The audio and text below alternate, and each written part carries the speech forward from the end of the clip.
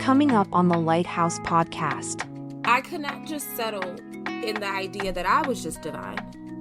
I actually learned that divinity means that everyone and everything is a manifestation of the divine, typically referred to as God. There is unity of all things, seeing God in others, experience, revelation, and reason.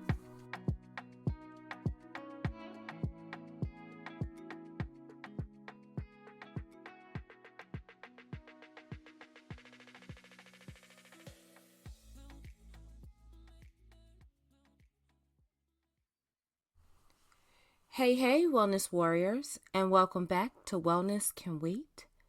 I hope you've had some time over the last week to reflect on all of the ways you have honored your body, despite the societal expectations put on you. Once again, I am your host, Dr. Chantal Barr, and today we are diving into the basics and principles of Ayurveda, an Eastern perspective on wellness that starts with physical wellness. All of this information provided in the podcast is for your informational and educational purposes only. It should not substitute professional medical advice or consultations with healthcare professionals. I would also like to add specifically for this episode, I have practiced the pronunciations of the Sanskrit words over and over and over again. And yet, I apologize in advance for any slip of the tongue in my pronunciations today. It is not intentional. Make sure you have your cup of tea, your journal, and we are all ready to get started.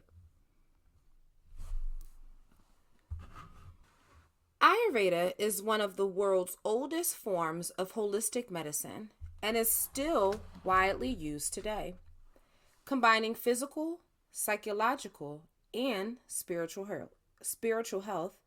Ayurveda literally means the study of life. Rooted in India and at least 3,000 years old, Ayurveda takes a natural approach to all aspects of health and well-being, according to Johns Hopkins University. Ayurveda is heavily practiced throughout the East, in countries such as India, Nepal, Bangladesh, Pakistan, Sri Lanka, where as much as 80% of the population report using Ayurveda in their day-to-day lives. So there has to be something more I and we as a nation and as a country, especially struggling with our physical wellness, something that we should look into. Ayurveda focuses on whole body healing and states that a person's dosha, or energy, is the dynamic principle that determines their personality and health. So starting out with the very basic belief that everything in the universe is connected. There is an interconnectedness to people and the natural composition of earth and her elements. Your dosha, your life force, is composed of the natural and foundational elements of the earth, and these include water, fire, air, space, sometimes referred to as ether, and earth. And each of our bodies is made up of a unique composition of these elements, and that is called your dosha. We will discuss more about the different dosha types shortly, as well as the natural flow of the day according to these three specific dosha types. We've learned about how wellness is mind, body, and spirit, and an imbalance in one of these areas can impact the other. And if this imbalance is not fixed, that will certainly lead to illnesses and diseases. This ancient Indian health system helps you to optimize health by holistically caring for your mind, body, and spirit, all in alignment to help create a balance to your purpose and your peace. I want to start off very early in this episode with saying that I am not an Ayurveda ambassador, by no means. There is no multi-level marketing. There is no opportunity to purchase a product right off the podcast. And really, all of the information that I'm providing is free and also takes lots of time to put together. My only ask is that if you are enjoying this content, please share it with others. And if you are able to, consider making a monetary donation to support the time and research it takes to provide this free content. My goal during this segment on Ayurveda today is to show you how easy and simple I found physical wellness to be once I've implemented some of these basic principles into my life. As I learned, I was surprised to find out how many elements I had naturally included in my schedule of my day because of just trial and error, an attempt at listening and learning and trusting my body. And this truly helped to give me an additional understanding of why those things have worked. I've seen the word Ayurveda,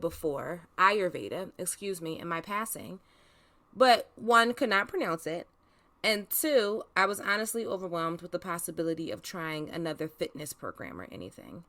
But it just made so much sense.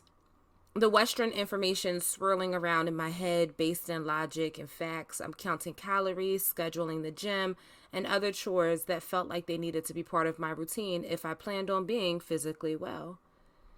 And as I continued to dig into Ayurveda, I found that wellness in the Ayurvedic realm is actually attained through food and herbs, lifestyle practices, meditation, journaling, and contemplation. Those 5 buckets seem much easier than the 20 plus buckets that were presented and 7 categories from the Western perspective. Ayurveda felt much more intentional and focuses on quality over quantity. Ayurveda wisdom believes that how we live our lives each day is how we live our lives, period. Reframing self-care is not something that is reactive but proactive, a daily part of your schedule. Radical self-love and self-care from a place of divinity. And when you consider yourself divine, you become conscious of your habits and practices. And the word divine kept coming up over and over and over again. The body as a vessel linked to the spirit. Earlier this year, I had to write a poem and work to actually convince myself that I am in fact divine. That feels like such a heavily weighted word within our community. And I didn't have self-confidence, let alone would I ever have considered myself divine at that time. And when I could reach optimal wellness and the times that I have been in that state, the energy flowing to and from me was an amazing experience. My creative juices unlocked, my mind free to radically dream. And thank you, Jamila Dugan, Dr. Jamila Dugan, for helping me truly to understand radical dreaming. We want to do more than just survive, just like Dr. Bettina Love talked about in her revolutionary text. I've tried to apply these principles in a hodgepodge kind of way, when in fact the first step was truly believing that I am in fact divine. As someone who had been taught to be humble in life, straight hair, head down, voice quiet, it was really giving me some cognitive dissonance that started in my head when I challenged myself to believe I was divine. Fake it until you make it is something I would typically say. But now understanding the roots of this adage, I realized I can't fake this, nor my wellness. My body will tell me, and sometimes immediately, when something is off. In order to shift my mindset, I need to first jump into my divinity. I'm going to share the poem below that I wrote as a poetic affirmation to help me relinquish the fear and doubt of leaning into the idea that I am divine.